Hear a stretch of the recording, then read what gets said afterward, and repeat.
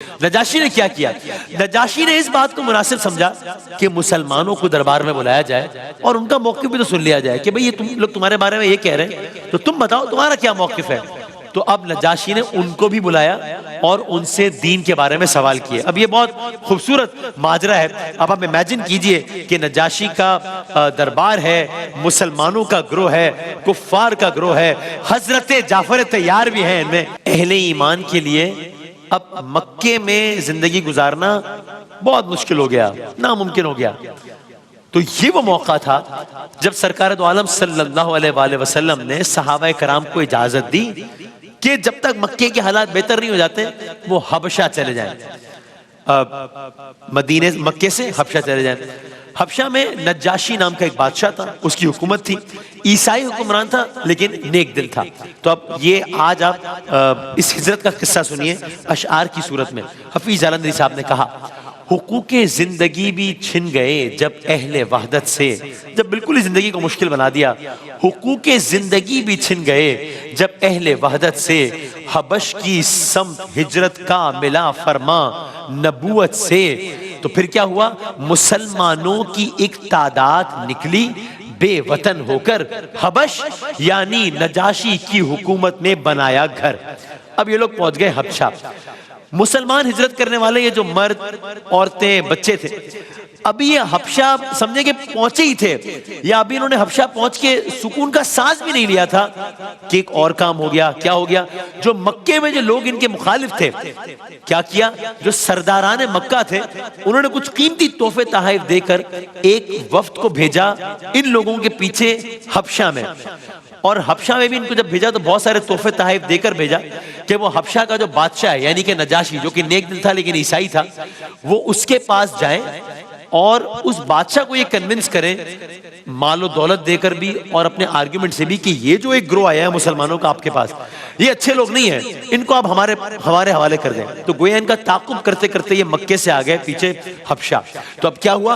حقوق زندگی بھی چھن گئے جب اہل وحدت سے، حبش کی سمت ہجرت کا ملا فرما نبوت سے، مگر اس امر کی جب اہل مکہ نے خبر پائی، تعاقب کے لیے فوراً سفارت ایک بھجوائی، پیچھے نجاشی کے حضور آ کر جھکے وہ ظلم کے بانی، تحائف اور نظر پیش کر کے عرض گزرانی۔ اب نجاشی کے پاس آئے، اس کو تحائف وغیرہ دیے، تحفے تحائف دے کر، اب یہ جو گروہ ہے کفار کا، بادشاہ کا دربار ہے، نجاشی وہاں بیٹھا ہے، اور یہ جو گروہ ہے مکے سے جو لوگ آئے ان کے خلاف، وہ کیا کہہ رہے ہیں نجاشی سے کہ اے شاہ حبش، یہ سلطنت قائم رہے دائم، ہمارے شہر سے بھاگ آئے ہیں کچھ قوم کے مجرم، حبش میں آ بسے ہیں، ہر طرح آزاد پھرتے ہیں، مبلغ ایک نئے مذہب کے ہیں، دلشاد پھرتے ہیں،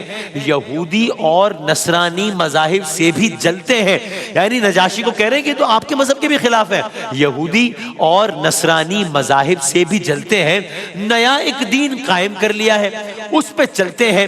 تو اب کیا کیجئے؟ آپ پکڑ کر اس سفارت کے حوالے کیجئے ان کو، پکڑ کر اس سفارت کے حوالے کیجئے ان کو، اسی خاطر ہم آئے ہیں، ہمیں دے دیجئے ان کو۔ تو اب کیا ہوا؟ نجاشی کے مصاحب جو کہ سب کے سب تھے نصرانی، یعنی بادشاہ کا دربار لگا ہوا ہے نا، تو اب ظاہر ہے بادشاہ بھی نصرانی ہے، عیسائی ہے، اس کے جو چاہنے والے ہیں، جو مصاحب ہیں، جو قصیدہ پڑھنے والے ہیں، جو درباری ہیں، وہ بھی سارے کے سارے نصرانی ہیں۔ تو انہوں نے جب یہ ماجرا سنا کہ مکے سے لوگ آئے اور مسلمانوں کے بارے میں کہہ رہے ہیں کہ ٹھیک لوگ نہیں، ان کو ہمارے حوالے کر دیں، تو ان کا ریاکشن کیا تھا؟ نجاشی کے مصاحب جو کہ سب کے سب تھے نصرانی، خلاف اہل دین، ہر شخص نے تائید کی ٹھانی، کیا یہ لوگ ٹھیک کہہ رہے ہیں۔ نجاشی نے اب اس بات کو مناسب سمجھا کہ ایکشن لیا جائے مسلمانوں کے خلاف، مسلمانوں کو ان کے حوالے کر دیا جائے یا کچھ اور کیا جائے۔ نہیں، نجاشی نے یہ دونوں کام نہیں کیے۔ نجاشی نے کیا کیا؟ نجاشی نے اس بات کو مناسب سمجھا کہ مسلمانوں کو دربار میں بلایا جائے اور ان کا موقف بھی تو سن لیا جائے کہ بھئی یہ تم لوگ تمہارے بارے میں یہ کہہ رہے ہیں تو تم بتاؤ تمہارا کیا موقف ہے۔ تو اب نجاشی نے ان کو بھی بلایا اور ان سے دین کے بارے میں سوال کیے. اب یہ بہت خوبصورت ماجرا ہے. اب آپ امیجن کیجئے کہ نجاشی کا دربار ہے، مسلمانوں کا گروہ ہے، کفار کا گروہ ہے، حضرت جعفر طیار بھی ہیں ان میں، برادر حضرت علی وہ بھی آئے ہیں. اب آپ دیکھیے کہ یہ ماجرا کیا ہے. یہ سازش کی ہم آہنگی نجاشی نے بری سمجھی، گلوئے عدل پر ایسی عدالت ایک چھری سمجھی.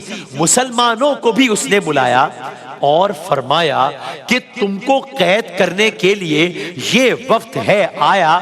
تمہارا جرم کیا ہے؟ قوم کیوں ناراض ہے تم سے؟ تمہارا جرم کیا ہے؟ قوم کیوں ناراض ہے تم سے؟ کسی کو قتل کر ڈالا کہ بگڑی کوئی شے تم سے؟ تمہارا دین کیا ہے؟ تمہارا دین کیا ہے وہ کیا تمہارا دین کیا ہے؟ کیا وہ دنیا سے نرالا ہے جس سے تم یہ سمجھتے ہو کہ سب دینوں سے بالا ہے؟ اب یہاں پر حضرت جعفر طیار آئے، حضرت علی کے بھائی آئے، بھرا دربار ہے، جعفر طیار ہے، وہاں بیٹھا ہے نجاشی اپنی مسند پر، اور بھرے دربار میں حضرت جعفر طیار نے بھرے دربار میں اسلام کی دعوت اور رسول اللہ کا مکمل تعارف پیش کیا کہ اسلام کیا ہے، ہم کیسی زندگی گزارتے تھے، رسول اللہ کے آنے کے بعد ہماری زندگیوں میں کیا تبدیلی آئی. اب سنیے حضرت جعفر طیار کیا کہہ رہے ہیں. اب نجاشی نے سب کچھ کہہ دیا مسلمانوں سے کہ بھئی یہ کیا سارا کا سارا معاملہ ہے. اب کیا ہوا؟ جناب حضرت جعفر اٹھے تقریر کرنے کو، جناب حضرت جعفر اٹھے تقریر کرنے کو، علل اعلان دین اللہ کی تفسیر کرنے کو. اب جناب جعفر طیار بتا رہے ہیں کہ سرکار دو عالم کی آمد سے پہلے قوم کا ماجرا کیا تھا یہ بتا رہے ہیں. وہ کہتے ہیں یتیموں پر، غلاموں، لونڈیوں پر ظلم ڈھاتے تھے، پڑوسی زیر دستوں کو زبردستی دکھاتے تھے. دقیقہ کون سا باقی رہا تھا ڈوب جانے میں، سہارا کوئی بھی حاصل نہ تھا ہم کو زمانے میں. اب میرے مصطفیٰ صلی اللہ علیہ وآلہ وسلم کا تعارف سنیے حضرت جعفر طیار کی زبانی. اسی اسنا میں ایک سچا نبی پیدا ہوا ہم میں، اسی اسنا میں ایک سچا نبی پیدا ہوا ہم میں. کون نبی؟ نبی شہرا ہے ساری قوم میں جن کی امانت کا کوئی منکر نہیں، جن کی صداقت کا، دیانت کا. وہ آیا اور اس نے دعوت اسلامی دی ہم کو، نکالا موت کے پنجے سے، بخشی زندگی ہم کو. ہمیں تلقین کی ایک دوسرے کے حق کو پہچانو، سبھی انسان ہو، انسانیت دکھلاؤ نادانو. ہمیں اس نے نماز و روزہ کے ارکان سکھلائے، پسند آیا ہمیں یہ دین، ہم ایمان لے آئے. پسند آیا ہمیں یہ دین، ہم ایمان لے آئے. ہمیں بس اتنی بات تھی جس پر ہوئے اہل وطن دشمن. یہ قصور تھا ہمارا. حضرت جعفر طیار کہہ رہے بس اتنی بات تھی جس پر ہوئے اہل وطن دشمن، ہمیں جی کھول کر دیتے رہے رنجو مہن دشمن. ہمیں مجبور کرتے ہیں کہ پھر گمراہ ہو جائیں. یہاں حاضر ہیں ہم، اب آپ ہی انصاف فرمائیں. یہاں حاضر ہیں ہم، اب آپ ہی انصاف فرمائے. پھر نجاشی نے جواب میں کیا کہا؟ شاعر کہتے ہیں سچائی کا اثر ظاہر ہوا قلب نجاشی پر. حضرت جعفر طیار کی باتوں کا اثر ہوا، سچائی کا اثر ظاہر ہوا قلب نجاشی پر. وہ بولا کون سی برہان لایا ہے وہ پیغمبر؟ وہ بولا کون سی برہان لایا ہے وہ پیغمبر؟ تو جواب میں سنائی حضرت جعفر نے چند آیات قرآنی. بسم اللہ الرحمن الرحیم. کاف ہا یا عین صاد. ذکر رحمت ربک عبدہ زکریا اذ نادى ربه نداء خفيا. سنائی حضرت جعفر نے چند آیات قرآنی. نجاشی کے مقدر دل نے پائی ان سے تابانی ہوا دل پر اثر آنکھوں سے آنسو ہو گئے جاری. اب دربار کا منظر ہی بدل گیا ہے, اب دربار کا منظر بدل گیا. حضرت جعفر طیار نے کچھ آیات کی تلاوت کی, وہی بادشاہ نجاشی, اس کی آنکھوں سے آنسو جاری ہو گئے.